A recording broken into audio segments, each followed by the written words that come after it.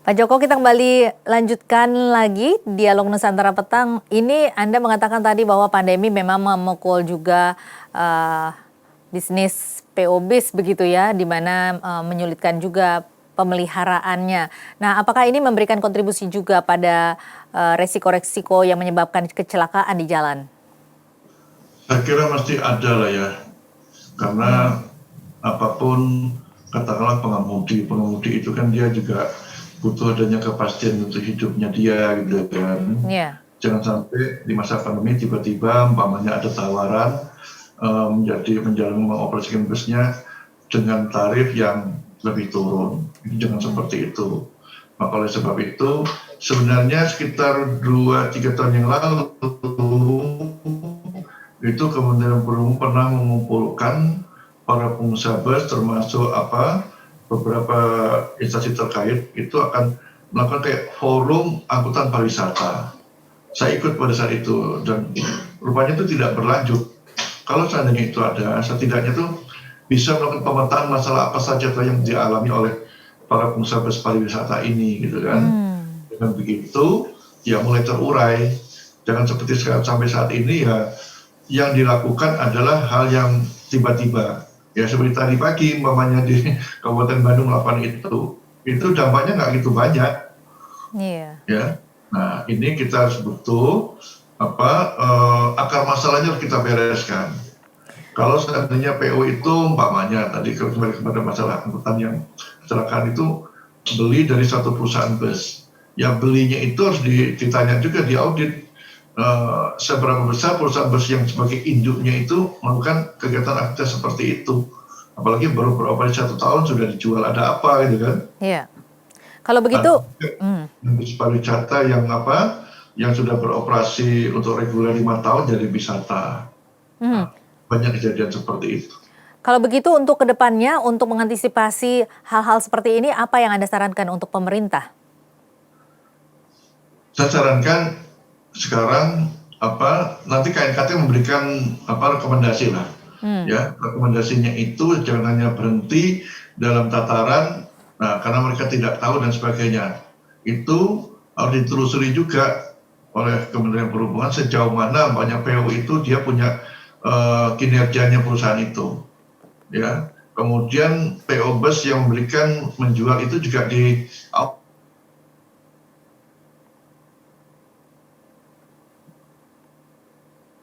ya, Pak Joko. Pak Joko.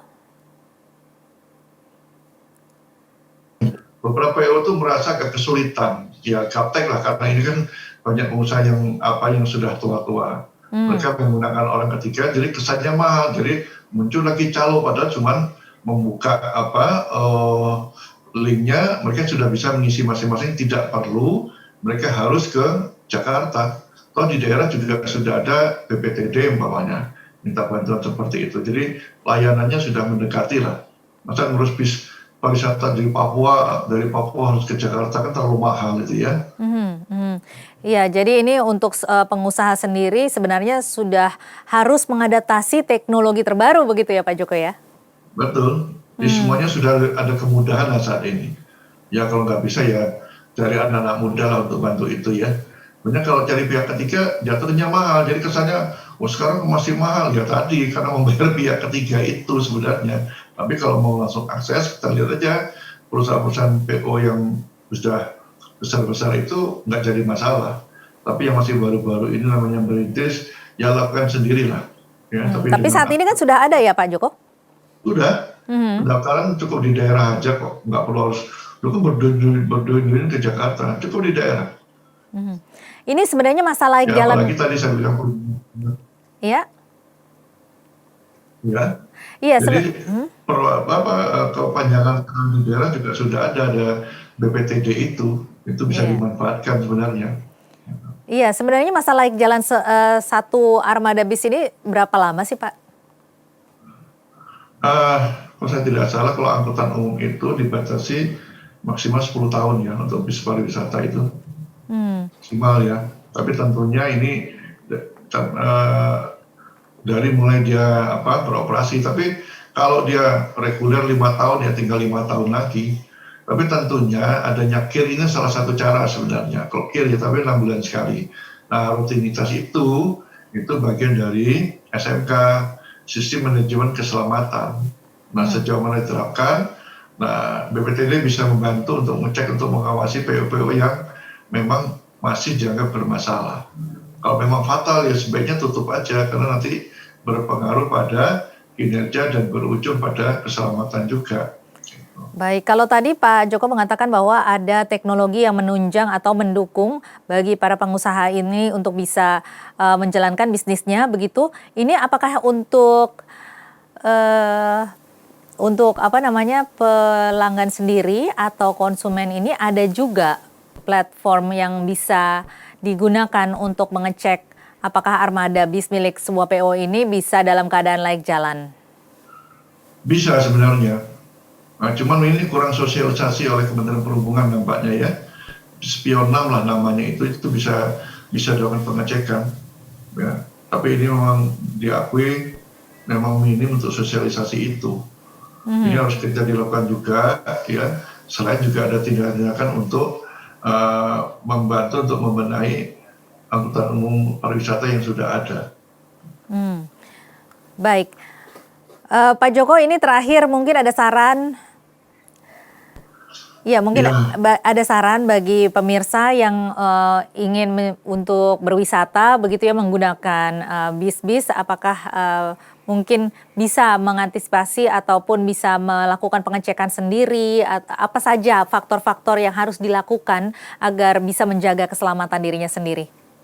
Ya, yang jelas jangan berpikir yang murah, yang standar lah harganya itu ya, untuk menentukan bis pariwisata apa yang bisa digunakan. Kemudian coba dicek ya, pada linknya ada Spion 6 itu. Nanti saya akan minta Kementerian Perhubungan agar mensosialisasikan juga link-linknya itu sehingga mudah diakses oleh masyarakat. Kemudian dilihat juga buku KIR-nya, terus sedikit membantu kan. Ini kendaraannya sudah di-KIR atau belum? Kalau belum ya jangan digunakan. Ya. Nah ini yang minimal 3 hal itu yang dilakukan oleh masyarakat. Nah setelah itu nanti ya yang wajar lah harganya itu. Ya. Iya, tapi ini tidak apa-apa ya Pak, diperbolehkan ya ataupun diwajibkan bagi supirnya mungkin ataupun pengusahanya begitu untuk memberikan atau memberitahu info tersebut? Wajib, sebenarnya harus diwajibkan itu kan. Bahkan begini, kalau seandainya perjalanan cukup jauh lebih 8 jam itu supirnya harus 2. Jangan 1. Ini kecenderungannya bis pariwisata itu murah apa? Supirnya itu 1. Iya, untuk menghemat juga ya. Ya, padahal dalam undang-undang itu disebutkan supir pengemudi itu dalam 1 hari maksimal 8 jam dia. 8 jam mengemudi dengan waktu jeda istirahat setiap 4 jam istirahat 30 menit. Bahkan ada peraturan yang baru setiap 2 jam istirahat 15 menit gitu. Iya, betul. Nah, kalau supirnya berangkat pulang pergi cuma 1 memang murah, tapi yang terjadi adalah keselamatan tidak terjamin. Bisa berangkat nggak bisa pulang nanti kan nggak sampai di rumah gimana. Baik Pak Joko, terima kasih banyak sudah meluangkan waktunya untuk berbincang bersama kami di Dialog Nusantara Petang. Terima kasih, selamat sore Mbak Tasya. Selamat sore Pak Joko.